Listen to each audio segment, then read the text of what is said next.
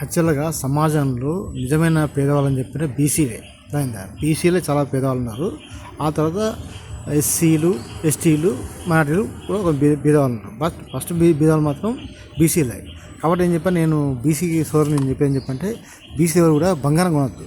అయిందా? బంగారం కనీసం ఒక 6 months అనేది బంగారం చాలా జోరికే పోవద్దు. దాంతో వరం చెప్పండి మనకు ఈ సోదరులు కొందరు అందరూ మాకు బంగారం షాప్ ఉంటారు, వాళ్ళు కొంచెం ఇబ్బంది పడతారు, వాళ్ళకి క్షమించాను నేను. సో ఇది కూడా నేను చేస్తాను చెప్పంటే ఒక 6 months చేస్తానని చెప్పండి. దాంతోపాటు ఏం చెప్పంటే మాకు తెలంగాణ లేబర్ పార్టీ ఏం చెప్తుందని చెప్పంటే లేబర్ను దృష్టి పెట్టుకొని ఎవరైతే పేదవాళ్ళు ఉన్నారో పేద బీసీలు, ఎస్సీ, ఎస్టీలు వాళ్ళకి ఏం చెప్పంటే మనకు బంగారంలో ఒక రిజర్వేషన్ అంటే డిస్కౌంట్ లెక్క అన్నట్టు. అయిందా? బంగారంలో రిజర్వేషన్ లెక్క వస్తుంది. మనకు బీసీలకు ఎస్టీ రిజర్వేషన్ ఉంది కదా. సో అది ఇస్తుంది కానీ బీసీలకు అయితే ఏం ఉపయోగపడుతుంది కాబట్టి ఏం చెప్పంటే మనకు బీసీలకు ప్రకారంగా బంగారంలో రిజర్వేషన్ వస్తుంది అని చెప్పంటే బయట ఒక ₹1,00,000 బంగారం మాకు 50,000 వస్తుంది అట్లా. సో అది తెలంగాణ లేబర్ పార్టీ ప్రపోజల్ అది. సో ఈ ప్రపోజల్ పెడితే ఏం చెప్పంటే ఎవరైతే పేదవాళ్ళైన బీసీలు, ఎస్సీలు, ఎస్టీలు, మైనార్టీలు వాళ్ళకి ఏం చెప్పంటే వాళ్ళు తెలంగాణ లేబర్ పార్టీ ప్రపోజల్ ప్రకారం వాళ్ళకు బంగారంలో రిజర్వేషన్ వస్తుంది, గోల్డ్ రిజర్వేషన్.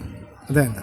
సో దాంతో ఏం చెప్పంటే బయట తక్కువ 2,00,000 దాకా ఉంది కదా ఇది మన తులం, అట్లాంటిది మనకు బీసీలకు అయితే 50,000 వస్తుంది తులం. అదేందా?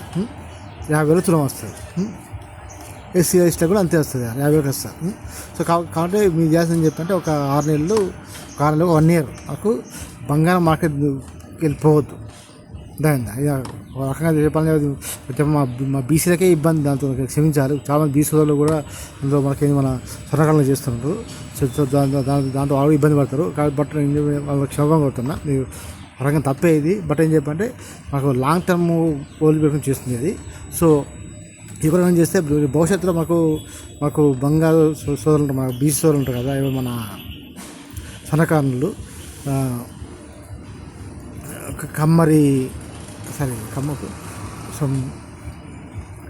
కొన్ని ఉంటాయి కదా, కొన్ని కులస్తులు ఏమన్నా స్వర్ణకారులు మెయిన్గా స్వర్ణం వెన్ను వర్తాలు చేస్తారు. అందులో మెజార్టీగా బీసీలో ఉంటారు. సో వాళ్ళకి ఏం చెప్పంటే వాళ్ళు కొంచెం దీంతో ఒక రకంగా ఇబ్బంది పడతారు. బట్ ఏం చెప్పంటే లాంగ్ టర్మ్లో ఇది కనుక చేసినామని చెప్పంటే మనకి ఏమవుతుందని చెప్పంటే ఖచ్చితంగా గోల్డ్ రేట్ తగ్గుతుంది. గోల్డ్ రేటే ఇప్పుడు ఎంత ఉంది, 1,20,000 దాకా పోయింది కదా.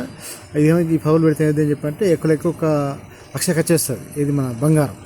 దాని వెండి తాగుతుంది, బంగారం చెప్తున్నా వచ్చేస్తుంది. వెండి తులం వచ్చేసి బంగారం తులం వచ్చేసి ఒక 1 lakh వచ్చేస్తుంది.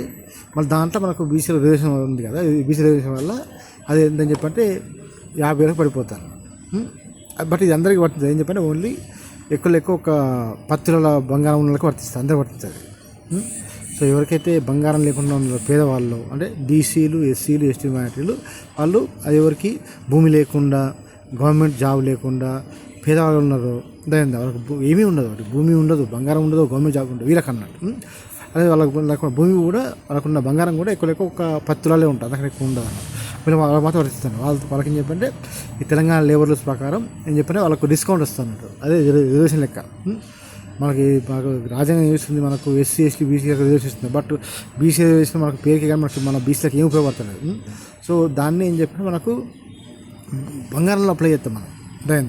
దాంతో ఏం చెప్పి బంగారం రేట్లు అనేది తగ్గిపోతుంది. దాంతో మనకు ప్రతి బీసీ బిడ్డకు కంపల్సరీగా కనీసం ఒక తులం ఆడబిడ్డకు అయితే వస్తుంది అన్నట్టు నేను అష్యూరెన్స్ ఇస్తున్నాను. Thank you much.